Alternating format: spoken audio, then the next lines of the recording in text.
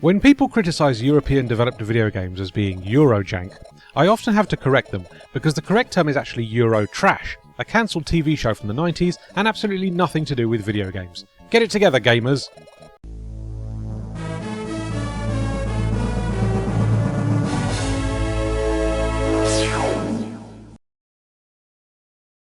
So let's take a look at 5 more Amiga to Mega Drive ports. You guys seem to really enjoy this topic when we first looked at it back in March 2024, so I've selected another batch of 5 games to take a look at. Let's not waste any time and get right into the action.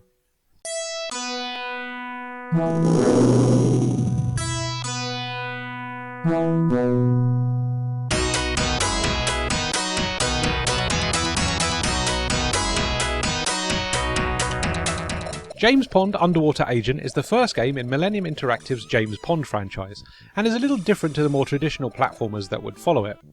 This 1991 port by Vector Dean tasks you with exploring the stages with full 8-way movement as Pond can navigate the water by swimming, as you'd expect from a character that's a fish. Each stage tasks you with completing a different goal, like freeing captured lobsters from cages by picking up keys, laying down dynamite to blow up an oil rig, and taking gold bars to a boat. It's more of an explorative puzzle game than the platforming action that would follow it in its direct sequels, and it's a pretty unique game as a result. The game's biggest issue is its health gauge, which is almost impossible to pass. I felt like it was constantly decreasing like in Wonder Boy, and you had to keep it topped up by picking up the multitude of collectibles that littered the stage, but I'm not entirely sure that's the case, because sometimes it wouldn't decrease if I was standing still. Maybe it's just a series of difficult to discern attacks coming from various enemies and obstacles. It's really hard to say because it's just so difficult to comprehend. There's a fun little game in here, but you may find the constant barrage of stuff to be a little aggravating to deal with.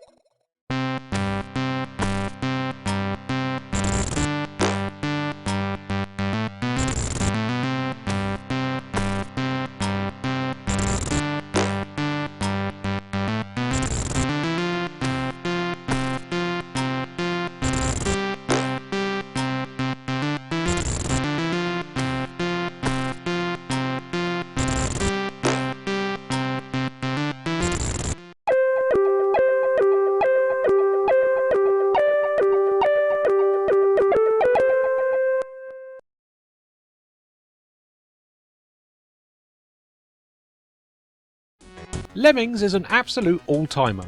Originally developed by DMA Design, this 1982 port by Sunsoft does an excellent job of bringing this strategic puzzle game to the Mega Drive, and the lack of mouse support doesn't spoil the fun at all.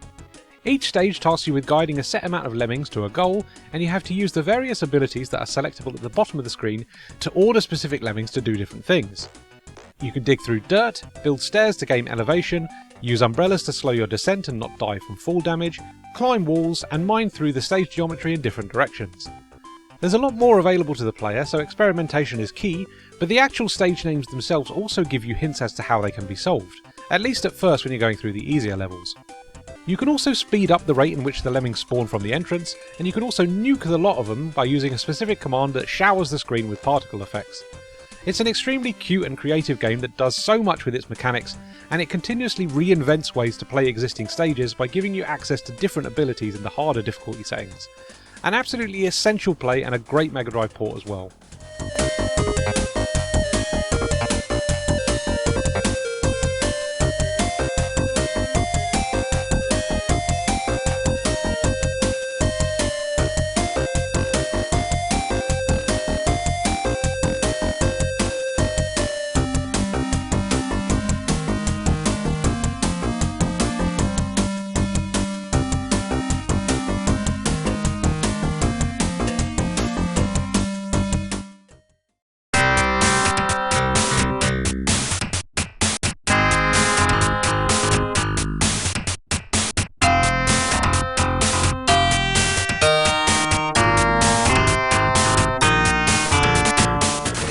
Woods has a bit of a reputation as one of the worst Mega Drive games, and while I agree it's a little strange, I also kind of appreciate how weird it is. This 1992 port of the Spanish-developed Amiga original sees you explore the stages in search for golden wheel icons that need to be placed into specific monuments that then ask you to play Simon Says in order to destroy them. You can then move forward and free the monks that have been frozen into statues by attacking them repeatedly. The game is a bit like a run and gun with platforming added into the mix, but it's a much more slower paced affair than anything like Contra or Metal Slug. Your little wizard mainly throws different projectiles to attack enemies, but where the game gets really egregious is with its treasure chests. Gamer instinct tells you to open the chests and take the loot, but more often than not the items contained within are only there to troll you. Some items can actually kill you and send you back to the start of the stage, some items send you to sleep, which can regenerate health, but at the cost of precious time, which is extremely limited. I kind of respect the game for having the brass balls to add collectibles that punish the player, but it can make for a frustrating experience. However, if you learn what the different items do, then you can also learn to avoid them, and make real progress through the game. It's actually not as difficult as it first appears to be if you persevere, but I understand that this game is not going to be for everyone. If any of this does sound interesting to you though, definitely give this one a go because its lovely pillow-shaded Amiga artwork is wonderfully recreated in this port, and the whole presentation screams European.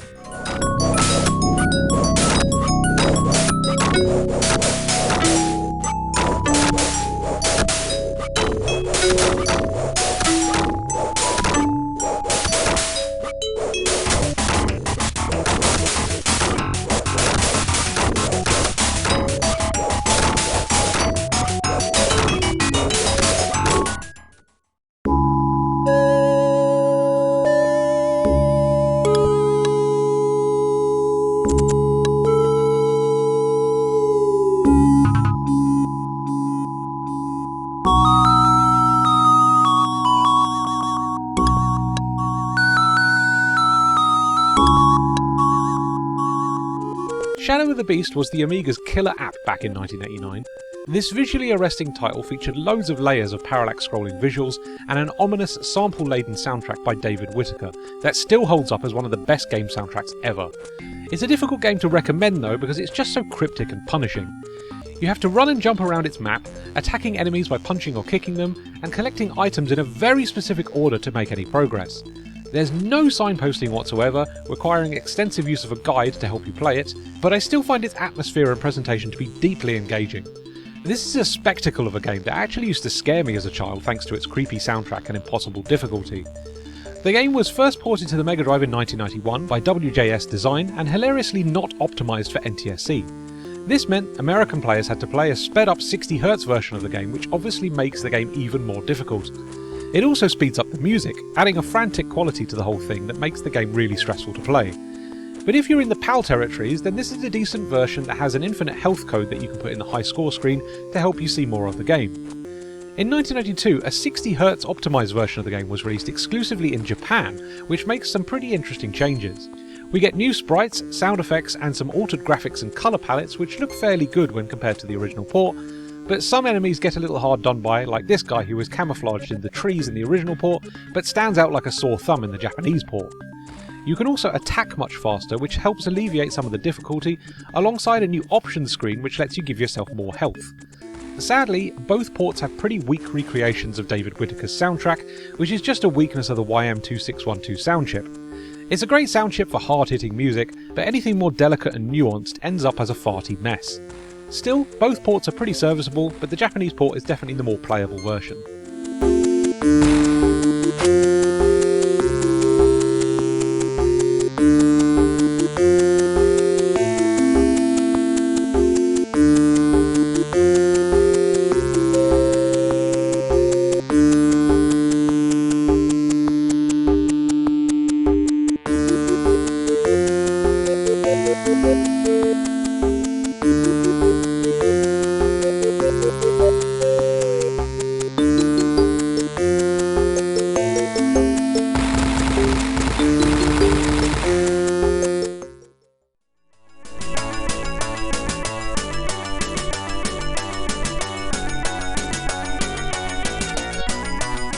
Finally, we have the original Turrican by Rainbow Arts.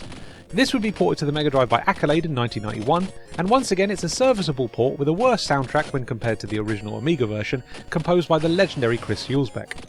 However, the original Turrican game is a difficult thing to revisit because of its brutal approach to health. There are no iframes or knockback when you take damage in Turrican, meaning enemies will absolutely drain your health if you so much as touch them. I've heard this type of setup as generating health from other people, but I'm not a fan of that term because generating seems to suggest you're gaining health, which is very much not the case in Turrican. It's such a hard game to play as a result of this design choice, and it really wants you to be super aggressive with your abilities and special attacks to make it past the onslaught of enemies it continuously throws at you. When it comes to your own offensive capabilities, you have two types of shot you can use, a laser or a spread shot.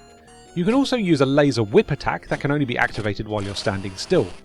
You can also turn into a little wheel like Samus's morph ball from Metroid, and you can also lay mines in a similar way too. You also have grenades and a screen clearing power line attack, with these being more limited and should be safe for fights where you're really stuck in a pinch. There are definitely some core elements here that could make for a good game, but the overall execution is just too punishing to really enjoy. They definitely improve on this formula in the game's direct sequels, but the original Turrican is a tough thing to come back to and requires some really careful platforming and memorisation to make any decent progress through it. Honestly, if you're going to play a Turrican game on the Mega Drive, then make it the third entry in the series, Mega Turrican.